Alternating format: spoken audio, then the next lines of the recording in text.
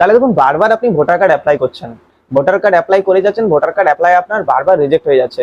একে তো অ্যাপ্লাই করছেন অনেক কষ্ট করে, অ্যাপ্লাই ঠিক মতো হচ্ছে না সার্ভার প্রবলেমের জন্য, তারপর আবার এসআইআর এর পর থেকে ভোটার কার্ডের না নিয়ম শৃঙ্খলা কিন্তু চেঞ্জ হয়েছে। কি সেই নিয়ম শৃঙ্খলা?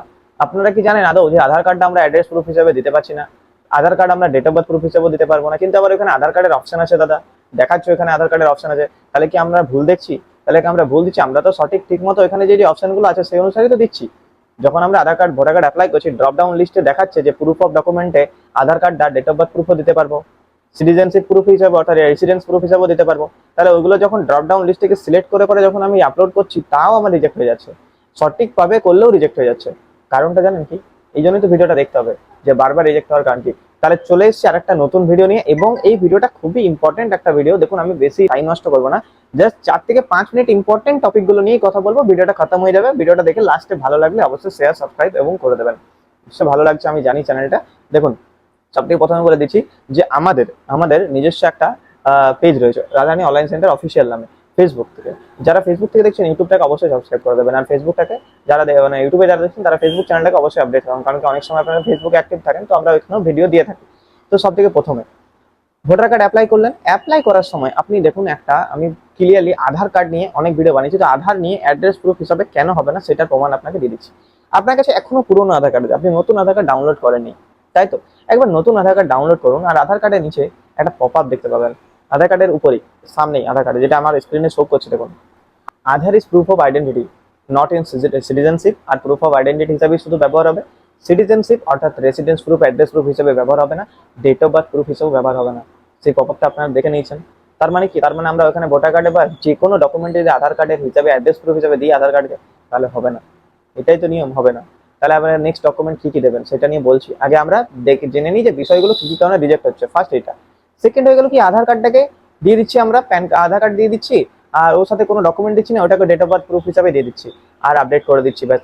কিন্তু দেখুন ভুল আমরা করছি না, আমাদের পোর্টালে কিন্তু অপশন দিয়েছে আধার কার্ডে, কিন্তু তাও আমাদের রিজেক্ট হয়ে যাচ্ছে। কারণ এটাই, কারণ আমি অফিসিয়াল কর্তৃপক্ষের কাছ থেকে এটা খবর নিয়ে জেনেছি যে তারা আধার কার্ডটাকে আর প্রুফ অফ সিটিজেনশিপ হিসেবে আর ডেট অফ বার্থ প্রুফ হিসেবে ব্যবহার করছে না, শুধু আইডেন্টিটি প্রুফ হিসেবে, যে আপনি একটা ব্যক্তি আইডেন্টিটি ফটো প্রুফ হিসেবে ওটাকে ব্যবহার করা হচ্ছে। তাহলে কি প্রুফ হিসেবে ব্যবহার করা হবে? তাহলে কি বা ডকুমেন্ট দেবো? দাঁড়ান বলছি ভিডিওতে, ঠিক আছে? এবার দেখুন আরেকটা জিনিস, আধার কার্ডের নাম এক আছে, আগে ই সাইন হতো না, আগে ই সাইন লাগতো না, এখন কিন্তু এসআইআর এর পর থেকে ই সাইন করা হচ্ছে। ই সাইন অর্থাৎ আধার ওটিপি দিয়ে ই সাইন করা হচ্ছে, তবেই কি লাস্টে আপনার অ্যাকনোলেজমেন্ট রিসিপ্টটা জেনারেট হচ্ছে। তাতে আপনি কারেকশনই করান, যে কিছুই করান, আপনার ই সাইন হবেই কিন্তু। তাহলে ই সাইন করার ক্ষেত্রে আধার কার্ডের নাম, আর যদি আপনি ভোটার কার্ডের নাম যখন ফিল আপ করছেন যদি আলাদা হয়ে থাকে, বা আপনার এডুকেশন ডকুমেন্টে যদি আলাদা হয়ে থাকে, তাহলে কিন্তু আপনার সেই জায়গায় ই সাইন হবে না। ই সাইন করার সময়ই আপনাকে দেখিয়ে দেবে যে আপনার নামটা চেঞ্জ করুন, নাহলে হবে না। কিন্তু সেই জায়গায় তো অনেক সময় ওইখানে অনেকজন ভুল করছে, আধার কার্ডের নামটা যেটা আছে সেটা ওইখানে, আধার কার্ড ধরুন একটা ওয়ার্ড ভুল আছে বা আপনার কোনো জায়গায় ভুল আছে, আপনি সেটাকে নজরআন্দাজ করে বলছেন না যেটা আধার কার্ডে ভুল আছে আধার কার্ড হিসাবে আমি নামটা দিয়ে দিই, আইডেন্টিটি প্রুফ যেহেতু, আধার কার্ড হিসাবে নামটা দিয়ে দিই, আর এডুকেশন ডকুমেন্টে যা আছে থাকবে। সেটা কিন্তু করবেন না। এডুকেশন ডকুমেন্ট যদি আপনার ঠিক আছে, তাহলে আপনি ইমিডিয়েটলি আধার কার্ডটা আপডেট করান, তারপরেই ভোটার কার্ড করান। ভোটার কার্ড করার চক্করে, যুবসাথী পাওয়ার চক্করে, অন্নপূর্ণা পাওয়ার চক্করে হড়বড়িয়ে ভোটার কার্ড করে নেবো ভুল, এই ভুলটা করবেন না, কারণ পরবর্তীকালে ভোটার কার্ডটা কারেকশন করতেও আপনার অনেকটা প্রবলেম হবে। আর যুবসাথীতে তো প্রবলেম হতেও পারে, কারণ কেউ যুবসাথীতে তো এডুকেশন ডকুমেন্টের ক্ষেত্রেই হয়। তাহলে এবারে চলে আসে সলিউশন। এগুলো আমি বললাম প্রবলেম, সলিউশন কি? ফার্স্ট সলিউশন, ফার্স্ট সলিউশন হচ্ছে কি, যে আমি একটা ভিডিও বানাবো, সেই ভিডিওটা দেখতে হবে আপনাদেরকে যে আমি কিভাবে ডকুমেন্টগুলোকে না মার্জ করছি ফোন দিয়ে। আমি বানিয়েছি অলরেডি, তা আমি বানিয়ে দেবো, আরেকবার বানিয়ে দেবো আমার সুবিধার্থে। যদি আপনারা কমেন্ট করেন তাহলেই বানাবো। এই ভিডিও যদি মোটামুটি কমেন্ট আসে যে হ্যাঁ জানার ইচ্ছে আছে, তাহলে আমার বানাবার ইচ্ছেটাও জেগে যাবে। ফার্স্ট হচ্ছে ডেট অফ বার্থ প্রুফে কিন্তু আপনার প্যান কার্ড অবশ্যই চাই, প্যান কার্ড দিয়ে দিন।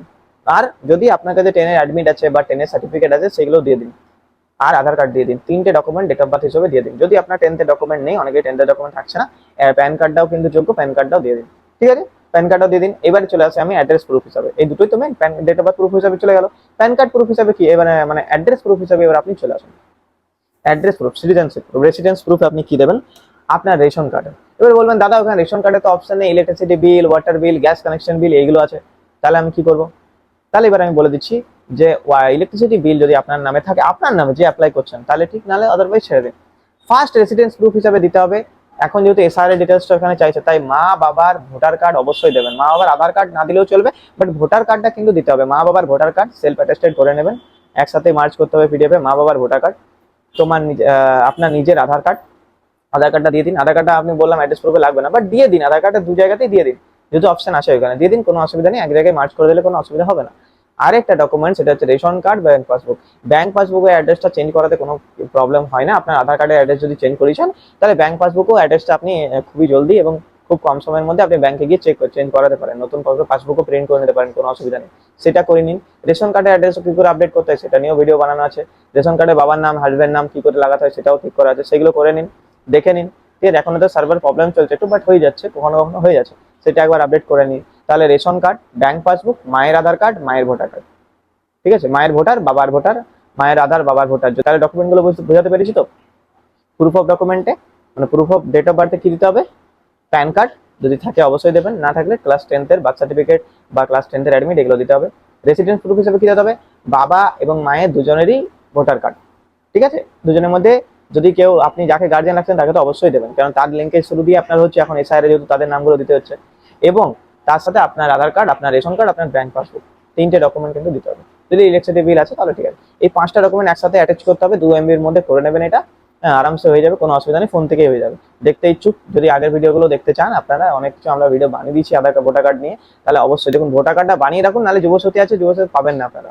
এবং এছাড়াও অ্যানেক্সার 4 আর অ্যানেক্সার 3 লাগে, একটা মোস্ট ইম্পর্টেন্ট, যেটা আমি বলেছিলাম যে ভিডিও লাস্টে আপনাদেরকে বলবো, মোস্ট ইম্পর্টেন্ট অ্যানেক্সার 3, যেটা এজ ডিক্লেরেশন, যারা 21 বছর হয়ে গেছেন, যারা এখন ফ্রেশ রেজিস্ট্রেশন করছেন তাদের জন্য।